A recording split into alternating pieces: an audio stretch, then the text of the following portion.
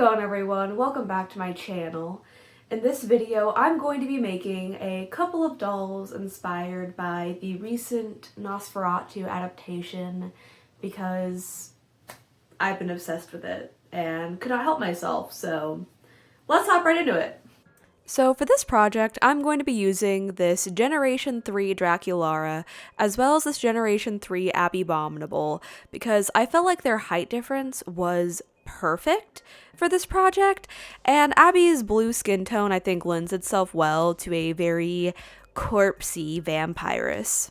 Next, I went ahead and just prepped both of them at the same time by cutting off all their hair, scraping out the inside of their heads with screwdrivers, and then removing the remaining hair from the inside with a pair of pliers, and then finally removing their faces with 100% acetone.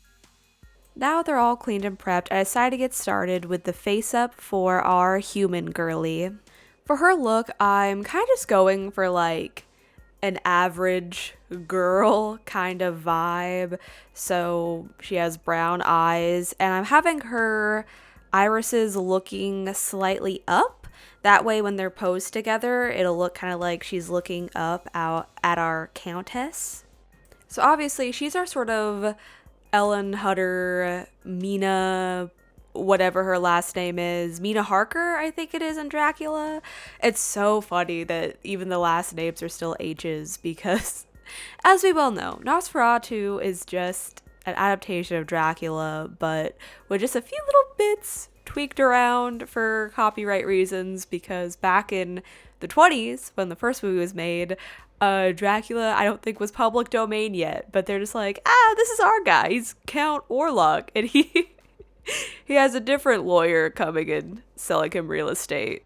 For her facial expression, I gave her these eyebrows that were slightly like, I don't know what the name of what her eyebrows are doing is, but I want her to have like a mildly euphoric expression, I guess. Listen, okay, we know that the dynamic between Ellen and Orlok is very predatory and bad. But the dynamic between these characters that I'm creating, you know, she's into it. She's into it, and so she's happy that her undead girly is coming to visit, and so she's glad that she's there. For her lips, I went with a really natural look, which was actually a little bit difficult to achieve because, I don't know, keeping things light and soft is sometimes more difficult than like going in with like a bold lipstick kind of color. So I just wanted to look just naturally pretty, you know, like she went to bed like this, like, oh my gosh, I had no idea that you were coming through my window tonight. Oh no, I don't have any makeup on. Good thing I'm just naturally beautiful. Next, I'm giving her a bite wound on her sort of chest area for obvious reasons. I don't need to tell you why it's there. You know why. Next, I'm going in with chalk pastels, and I just took some white chalk pastel and just kind of put it on all the high points of her face. I was trying to pale her out a little bit and take her a little bit away from her very pink skin tone, even though the pink is very like, she's just so full of blood and life, but I wanted to look a little bit more natural. I think it doesn't really do that much, but you know, every little bit counts. That is one of the drawbacks of being someone that doesn't use Mr. Super Clear. I can only really work in one layer, so if I wanted to really change her skin tone very much, I'm not really going to be able to make that big of a difference, but I'm still happy with what I am able to do. I want to deepen the area around her eyes a little bit to give her a little bit of a tired, slightly sunken in sort of vibe, because, you know, it's draining being with someone that literally drinks your blood. So I just wanted to look just like a little touch of sickly. Next, I'm deepening the shadow in her eyes themselves just to give the illusion that they're eyes inside of her head, you know, under the eyelids versus just sitting on top of her face. And then I'm going in with a teeny tiny bit of eraser to help lighten up and get like a little bit of a gradient from the top to the bottom. Finally, I'm adding her catch lights and then sealing in her face with many layers of watered down liquid sealant. I use matte Mod Podge for this. You could use whatever works for you. Now I can get to work on her outfit. So I'm using this white chiffon I think this is table runner that I purchased for a project a long time ago that I still have a whole bunch of. And right now I'm using it to make a couple of sleeves. I fought for my life to get 2 squares. And once I have those squares, I'm going ahead and pinning down a hem across the top. And I'm sewing that using a gather stitch. And then I'm going ahead and just using my girl's arm to figure out how big across it needs to be, and then I'm like tying the thread off at like where the circumference of her arm is. That way it's not, that way it's the right size. Does that make, you get it? Does that make sense? Because with a gather stitch you can kind of make it as scrunched up as you want, but obviously at a certain point it's not going to be the right size. Once the top is gathered, I just sew along the rest of the sleeve to close it and then flip it right side out. And then I can go ahead and just slide them on. Next, I'm using this piece of white lace and I'm making my girly a little pair of underwear because this material is kind of a little bit see-through. And even though you can't really see the underwear underneath them, it felt more modest to me. Like, I don't know, it felt more complete. And I just think it's kind of funny that she has her cute panties on, you know? She's like, oh no, how could I have guessed that you would have come through my window tonight?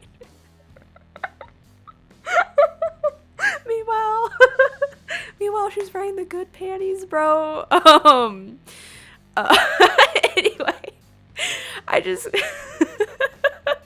I'm so sorry. That's, you know, listen, anyway, I'm just sewing the sides. I just kind of pleated and folded it, and I'm just sewing the sides together. Luckily, this material is very forgiving, so you can kind of just sew them right on. Also, I think this might be a good time to remind everyone, I consider my channel like PG-13, alright? Even though I'm making dolls, you know, this video in particular isn't really for the kiddos so much. But if you're watching a Nosferatu inspired thing, I'm sure you kind of knew what you're getting yourself into. Once her panties are complete, I'm going ahead and making her actual nightgown. And I'm basically doing the same thing that I did for her sleeves, but on a larger scale. So I'm cutting out a really bad rectangle because this fabric is just so finicky. I had such a hard time working with it, but you know, that's just life. And then I'm folding over the top to create a hem, pinning it in place, and then doing a gather stitch along that top seam. And then I folded and hemmed halfway down the nightgown and left the rest raw. And I did that on each side. And then I clipped together the rest of the skirt, and I'm just going to sew the 2 raw edges that I left behind together. Once that's all sewed together, I'm able to flip it right side out and try it on. The reason I didn't just sew up the entire back is because then you wouldn't be able to slide it over her big booty hips. And you could like sew Velcro or closures onto the hem part, but I just sewed that bit together and made it one big seam. And then I went ahead and used some white thread and just tied it around her waist to help give the nightgown a little bit more shape because it was like way too poofy before. And I decided to do the same thing to her sleeves as well because I like the shape and the silhouette that it gives. It also helps them stay on a little better. For her hair, I went ahead and brushed out some black yarn and attached it to her scalp using hot glue. I just followed the doll's original part line and just gave her a really simple part down the middle look. Originally, I was going to just leave it down like this, but I felt like, I don't know, it was a little bit too youthful to me, so I decided to give her a sort of pulled back bun look, sort of inspired by Ellen's in the movie. The last thing I need to do for our human girly is add a little bit of blood onto her nightgown to really pull the whole look together. And then we can set her aside for a while to start working on our countess. So for her face, I wanted to give her these sort of like grayed out, kind of corpsey, cataract eyes. And this is a little bit of a struggle bus of a process to get the sort of gradient I wanted to look right because I wanted it lighter in the center and then sort of gray out towards the edges, and for some reason I was fighting for my life to get to look right. So I want to give her white lashes eventually, but before I can get into that, I need to create a sort of darker shadow on her lid. That way it still has some definition there before I could add the white lashes on top. But actually what you're really seeing is me struggling some more. I was like, yeah, surely I'm almost to the lashes, right? Like, oh no, her eyeballs are gray again. And then I had to go back over. And then it was a lot of back and forth of like, okay, now they're too dark and now they're too light. But you know what? We persevered and now I can get her white lashes on. I just thought the white lashes would be a really cool look to match her white hair that she'll have eventually. And I feel like in a way it sort of contributes to the corpsey vibe of the whole thing. On her lower lash line, I decided to put this deep blood red because I felt like that was a very vampire-y thing. And then for her lips, I'm going in with a very dark, nearly black lipstick because it just felt right. After her lips, I put the paint away for a little bit to start working with some chalk pastels. And I decided to use the pastels to try to accentuate the sort of gradient of her eyes. So I'm kind of going back and forth with a black to darken the outer parts of her eyes and then using a white chalk pastel in the center that I'm just sort of like kind of drawing on there to help brighten up the sort of inner iris where that is. I just thought it would help it look a little bit smoother maybe because the original paint gradient was a little choppy. After that, I just started going absolutely ham with some dark gray and black pastels, trying to deepen up all of the shadows of her face. So like her brow bone, her cheeks, and the side of her temples eventually, because like I said, I'm really trying to go for that very corpsey look because that's kind of the coolest part about the 2024 OOAK design. I also decided to forego giving her eyebrows because I just felt like it would look cool for her not to have eyebrows, and I don't know, I kind of associate not having eyebrows with a sort of dead corpse look, which is so weird because dead people have eyebrows. Like, your eyebrows don't disappear when you die, but I just thought it would be cool. I also think not having eyebrows contributes to a sort of regal goth look. And while I'm just sort of darkening the sides of her face, I'm going to take this moment to say that if you watched this far and you liked this video, consider liking it. It really helps me out a lot. And if you want to see the things that I'm gonna do next, consider subscribing. I have a lot of fun things planned and I can't wait to show you. And if you have any thoughts, feelings, or onions, please let me know in the comments below, but only if you're nice to me. Please be nice to me. I cry very easily. After I was done shadowing the perimeter of her face, I went ahead and added some red and black pastel under her eyes to sort of give like, I don't know, I just feel like a red under eye is so vampire-y to me. Like she's been crying blood and it's just stained her face, you know? God, that sounds so edgy. Like, welcome to my twisted mind. Now I'm just like really accentuating that line of her temple because I think that's like the big thing that changes from like a black contour to like a corpse makeup look, you know, like sinking in those temples. This is probably the most pastels I've ever used on a single doll, and once I'm done with that, I'm adding the blood around her mouth. And whenever I put blood on anything, I always start out with a dark red first before layering a brighter red on top, because I just think it gives a more dynamic look than just going straight in with like a bright red. And once she's all bloodied up, I can go ahead and seal her in with many watered down layers of liquid sealant. Once again, I use my Mod Podge for this. You can use whatever you want. Once I'm done with her face, we're able to get into her outfit. And I'm starting out by tracing her whole body to sort of figure out her size and dimensions, because I'm planning on making her a very long, like, you know, ankle length dress. As you all know, this is kind of my method of making patterns. I like trace their body out like one of those dead people outlines, and I cut it in half and I just cut the pieces out. That way I could mirror them to ensure that whatever I'm doing ends up symmetrical.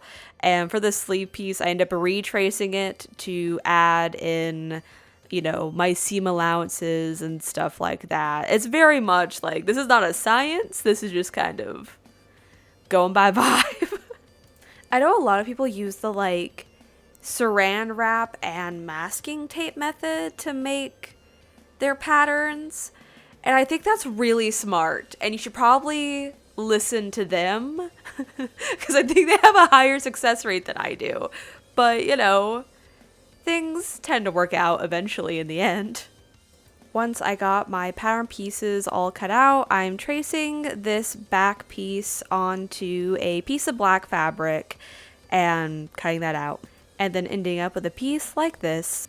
Once that back panel is cut out, I'm using the same like pattern piece and I'm cutting out the sort of like bodice pieces that I want on the front. So this is basically going to become like three different patterns from like the same shape. So I'm like cutting it out and I'm just going to mirror this one piece, and now I'm tracing out like the front of the skirt, and I'm like putting a little divot in the front that you'll see that I like kind of cut down a little bit to end up with a piece that looks like this. And I'm going ahead and pinning that front skirt bit to the back skirt bit and sewing along the sides. And then I set that aside to cut out my other pieces. I cut out 4 sleeve pieces and 2 of those front bodice pieces. And guys, you won't believe what happened. I sewed these sleeves on correctly. So I'm sort of like sewing the front part of the sleeve to the front part of the bodice, like folding it so that the sleeve is facing the inside like this, and then doing the same thing to the back piece. So like I basically was like assembling a puzzle to make sure that the seams always end up facing the inside rather than the outside. So I end up with 2 pieces like this. And then once I have those, I'm able to sort of put them together and like sew the stuff, sew those pieces together, starting with the sort of like the V. I sew the V first before sewing up all the sides. I really hope this is all making sense and I'm not blowing through this too quickly, because this video is going to end up really, really long. So I've tried to expedite things as best as I can. Eventually I end up with everything sewn together like this, and I just repeat that on the other side. Once I have everything sewn and flipped right side out, I go ahead and put it on her so I could make whatever adjustments need to be made while it's on her body. Like, I go ahead and add this stitch in the back to sort of snatch her waist, and I also sort of sew up her shoulders to kind of take out some of that excess fabric just to make it fit her a little bit better. And then I take this piece of black ribbon and I'm just gluing that along the raw edge to help make that look a little bit cleaner. And now here I'm sort of tracing out the width of her shoulders and how far down I want her, like the fur part of her cloak to be. That way I can get a pattern piece for that. All said and done, I end up with this thing that looks a little bit like a toilet seat cover to me. And then I go ahead and trace it out onto this black faux fur and cut that piece out, baby. With all the fur pieces I'm using today, I go ahead and give them a little brush out to make them look a little bit better. And then I'm measuring around the outer perimeter of this little fur bit to sort of figure out how long of a piece I need to cut her, like the leather part of her cape out. And I'm also just measuring down how long I want it to be. And then I end up with basically like a 6.5 by 6.5 foot? 6.5 by 6.5 inch rectangle. I probably could have used a straight edge ruler for this instead of this like wiggly fabric ruler, but I mean, it still did the job. I go ahead and cut the top bit of the leather on a bias. Is that what it's called? I heard people saying something about cut things on the bias if you're trying to like sew things on a curve. And I think that's what it's called. And I took their advice and it helped a lot. Though this was very difficult material to sew. But once I get everything sewed together, it looks something like this. You might have noticed that it was a little off center. And you know, it looks fine. Don't worry about it. Next, I'm taking a couple of smaller strips of fur and I'm just trimming it down so that fur isn't quite so long, and I'm gluing it around the cuffs of her dress. Similarly, I'm taking a very small strip of this leather material that I had left over and I'm attaching that to the bottom hem of her dress. Next, I'm shaving the insignias off of these rainbow high boots and painting them black. I also went ahead and used a little bit of silver metallic paint to bring out this little buckle detail. I also felt like this, I don't know what Ever After High doll this is from, but it's like a little head thing. But I feel like it would be a perfect belt for her because the little thing on the front reminds me so much of the like insignia on like Count Orlok's crypt. Do you guys know what I mean? Like, I just feel like it reminds me so much of it, so I thought it was a perfect addition. Now I can get to work on her hair. So I'm just preparing some off-white yarn and doing perhaps the most like intensive hairstyle I've ever done. So as you well know, I am usually a bit lazy when it comes to hair, but I did not want to be this time, okay? So I'm sure you guys can notice I did not remove Abbey's horns because I thought I could use them as a base to glue hair around to give her this sort of like spiky like cone-ish hairstyle. I was very much inspired by like Nadja's hair in like some of the later seasons of What We Do in the Shadows, and I thought it would be really cute and just really perfect for this character. And I was also taking a little bit of inspiration from like the 1992 Dracula's hairstyle, where it's just kind of like big and kind of goofy a little bit, but like, I don't know, I think it came out so cool. It was really hard, but it came out really cool. So once I got a sort of like base layer of hair down on the horns, I'm going ahead and gluing down some of the like pieces of her hair that are going to be just straight down. That way, I just figured it'd be easier to get that out of the way. And then I started gluing hair around like the perimeter of where, so you know how if you're doing like a ponytail on a doll, you'll sort of glue the hair in the opposite direction in like a perimeter around where you want the hair to pull into. So I did that around her horns, and then I'm taking that hair like in little pieces at a time and wrapping it around that bit of horn that I've already gotten like a base going on. And if you were ever planning on doing a hairstyle sort of like this, I'd recommend doing it on, you know, either really light or basically white hair, because I was really using the hot glue gun to sort of like sculpt the hair in place. And because like threads of hot glue look basically like little bits of white hair anyway, like it's completely invisible and you can't really see all the hot glue. And so if you're trying to do this on like a darker hair color, I don't think it would work very well. But, you know, in this instance, I was really able to use the hot glue gun to essentially sculpt this hairstyle. Once I got towards the front, I just kind of pulled the front pieces back and I'm gluing that down along the side of her head. Like, I basically just use a hot glue gun as a styling tool for this, and I don't know how I would have done it any other way. And then I went ahead and did it on the other side and ended up with probably my favorite hairdo I've ever given a doll ever. So even though I love her hair, like I feel like Count Orlok's big fur hat is such a crucial part of his silhouette.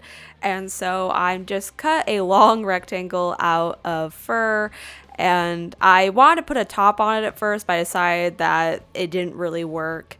And so I removed it and just sort of trimmed down the top, and I sheared the fur pretty short on this just to sort of make it a little less intense. And I end up with basically like this little fur muff. And when I put this little muff on her, I almost started crying. Like, I'm obsessed with it. I think it's so cute. Now, the final finishing touch I need to put on my Countess is her corpsey manicure. So I started off with a base of off-white for the nails, and then I'm going over that with some brown and black pastel, kind of focusing it at the base of the nail to give that like gnarly withered look. And then after the pastels are on, I'm going in with a tiny piece of eraser to bring some lightness back into the nail to increase that contrast. And once I'm done with her nails, they're complete. And here are the final results. Like, I know I say this every time, but I think this is legitimately my favorite project I have ever done. I could stare at this Countess forever. Like, I'm so proud of her. I'm proud of her little coat. I'm proud of her little muff. I just think she looks so cool, and I love them together. I think they're such a cute set, and I hope you guys like them too. But that's it for this video. I hope to see y'all next time. Love you. Bye!